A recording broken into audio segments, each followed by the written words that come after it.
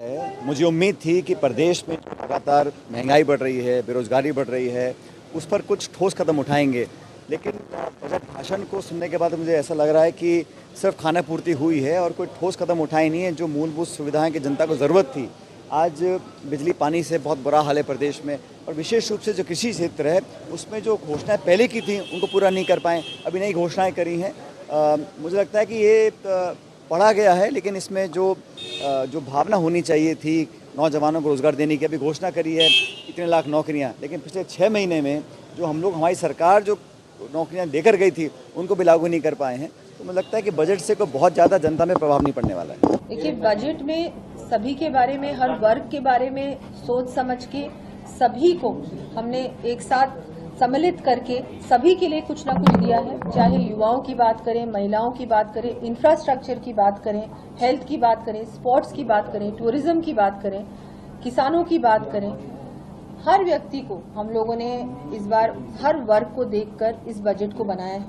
और मुझे तो लगता है कि इस बार जितना इंफ्रास्ट्रक्चर कैपिटल एक्सपेंडिचर भी हम लोगों ने 1.5 गुना बढ़ाया है, क्योंकि एक विकसित राजस्थान बनाने के लिए 2047 में विकसित राजस्थान का जो सपना है, जो हमारे माननीय प्रधानमंत्री जी का सपना है पूरे भारत को एक विकसित भारत बनाने का 2047 तक, और यहाँ पर माननीय मुख्यमंत्री जी और हमारी पूरी टीम भी चाहती है, हम सब चाहते हैं, और मुझे लगता है राजस्थान चाहता है एक विकसित राजस्थान बने 2047 तक। उसका फाउंडेशन रखने के लिए, उसकी नींव रखने के लिए जो अभी से हम लोग तैयारी करेंगे प्लानिंग के साथ, वो सब चीजें मुझे लगता है इस बजट में है। और निराशावादी बहुत ही अच्छा है और इनके 12 महीने तो समझ में ही नहीं आएगा कि बजट आया क्या है। धरातल पे उतरने का कोई मतलब नहीं है इसका, केवल आंकड़ों का और शब्दों का मायाजाल है। क्योंकि केंद्र का बजट आया नहीं, इसलिए इनके पास में कुछ बोलने के लिए, देने के लिए बजट में कुछ था नहीं। आप देखिए कि किलों की और महलों की बातें होती रही, खेती की, किसान की, गरीब की, नौजवान की, दलित की, पिछड़े की और मातृशक्ति की कहीं कोई बात नहीं हो रही थी। इस बजट के अंदर एक कंपटीशन था कि कितने बार मुख्यमंत्री भजनलाल जी का नाम आएगा और कितने बार प्रधानमंत्री नरेंद्र मोदी जी का नाम आएगा, इसके अलावा कुछ भी नहीं था। आज भाजपा सरकार का जन विरोधी और जुमलों से भरपूर बजट पेश हुआ।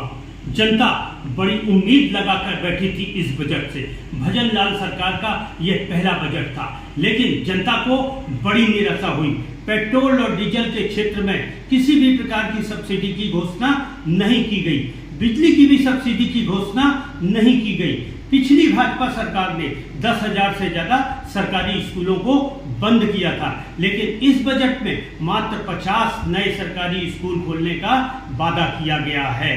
और शिक्षा के क्षेत्र में जिस तरह से भजनलाल सरकार निराशा उत्पन्न कर रही है, बेरोजगारी की समस्या पर भी कोई ज्यादा काम नहीं हुआ है। सरकारी स्कूलों में हजारों की संख्या में रिक्तियां खाली पड़ी हैं, उसको भी भरने के लिए काम नहीं किया गया है। इसलिए आम आदमी पार्टी इस बजट की घोर निंदा करती है और आने वाले उपचुनाव और निकाय चुनाव में जनता भाजपा सरकार को सबक सिखाएगी।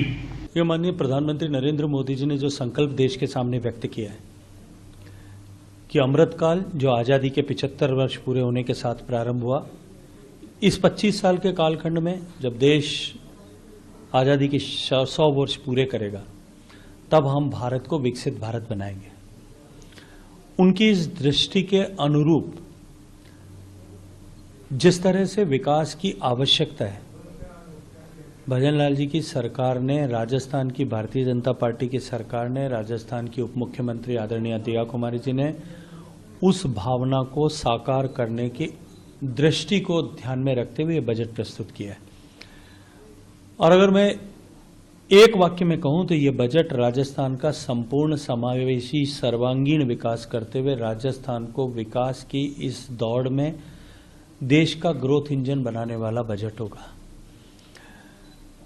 इसमें प्रदेश के हर तबके के लोगों के जीवन में परिवर्तन लाने के लक्ष्य को लेकर के घोषणाएं की गई है, चर्चा की गई है। एक तरफ ओवरऑल राजस्थान की इकोनॉमी की ग्रोथ बढ़े और जो देश को हम 5 ट्रिलियन की अर्थव्यवस्था या दुनिया की तीसरी बड़ी अर्थव्यवस्था बनाने की चर्चा करते हैं, जो माननीय मोदी जी की गारंटी है कि इस 5 साल में होगा, उसमें राजस्थान बड़ा भागीदार बने। 350 करोड़ बिलियन की जो है 350 बिलियन की राजस्थान की अर्थव्यवस्था बने, ये संकल्प इस बजट के माध्यम से व्यक्त किया गया। आज जो राजस्थान के भजनलाल जी की सरकार का जो पहला पूर्णकालिक बजट है, ये घनघोर निराशावादी है। इसमें कोई राजस्थान के नवनिर्माण के लिए कोई खास बात नहीं है, न राजस्थान की जनता की भलाई के लिए। जो हमारी प्रदेश में जब गहलोत साहब की सरकार थी, वो जो चिरंजीवी बीमा था 25 लाख तक का, उसके बारे में उसको घटा के इन्होंने 5 लाख का कर दिया है। युवाओं का जो रोज़गार देने की बात कह के ये सत्ता में आए, युवाओं के लिए रोज़गार को कहीं कुछ स्पष्ट नहीं किया गया। हमारी सरकार के समय जो नए ज़िले बने, उन ज़िलों के जो कार्यालय कहाँ खुलेंगे, स्टाफ कहाँ लगेगा, अभी तक अजमेर ज़िले में ब्यावर, केकड़ी 2 ज़िले नए बनाए, उनके स्टाफ की कार्यालय भवन की कोई व्यवस्था नहीं की गई है। पूरे राजस्थान का जो सबसे बड़ी धार्मिक नगरी पुष्कर है, उसके विकास के लिए जो पुष्कर विकास प्राधिकरण हमारे प्रदेश के लोकप्रिय मुख्यमंत्री रहे अशोक गहलोत जी ने जो किया, बड़ी घोषणा थी, उसके बारे में इन्होंने कुछ नहीं बोला है।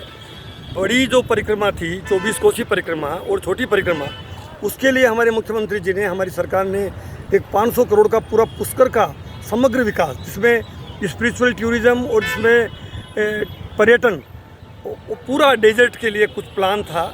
52 कुंडों के लिए, उनको 52 कुंडों को ठीक करेंगे, वहाँ के लोकल जन भावनाओं को ध्यान में रखे हुए और मूल स्वरूप पुष्कर का बरकरार रखते हुए जो 500 करोड़ का जो बजट का प्रोविज़न था, उसके लिए कुछ नहीं बोले। अजमेर ज़िले में कुछ काम होने चाहिए थे, उसमें इन्होंने केवल इनका एक विधायक केकड़ी के जो शत्रुघ्न गौतम है, वो अभी भी उनकी जो नंगे पाँव घूम रहे हैं, वो जिस सड़क के लिए मांग कर रहे थे, वो सड़क के बारे में कोई घोषणा इनकी हुई नहीं है। यानी मैं ये कह सकता हूँ कि राजस्थान का ये जो बजट है, भजनलाल जी सरकार का बजट है, जो उप मुख्यमंत्री दिया कुमारी जी ने आज पेश किया, उसमें राजस्थान के लिए कोई कुछ नया नहीं है। इन्होंने बहुत सी बातें की थी कि हम करप्शन मिटाएंगे, उसके बारे में कोई इनका विजन नहीं है। थाने जो खोले हैं, खुलवाए हमारे सरकार के टाइम में, उसके लिए इन्होंने कोई स्टाफ का व्यवस्था नहीं की गई है। कुल मिला के मैं ये कह सकता हूँ, ये बजट निराशाजनक है और हम उम्मीद कर रहे हैं कि अब जो सरकार बनने के बाद में जो 11 सीटें कांग्रेस जीती है, ये अपने आप में प्रतिबिंब है, ये अपने आप में लेखा जोखा है कि अब सरकार से लोग नाराज़ हो गए हैं। 5 बाई इलेक्शन आने वाले हैं, 5 बाई इलेक्शन इसमें मोहर लगा देगी सरकार पे कि सरकार पूरी तरह फेल है। ये पर्ची सरकार वाकई में ही साबित हो गई है। ये बजट की पर्ची भी शायद दिल्ली से आई है और यहाँ वो पढ़ दी गई है।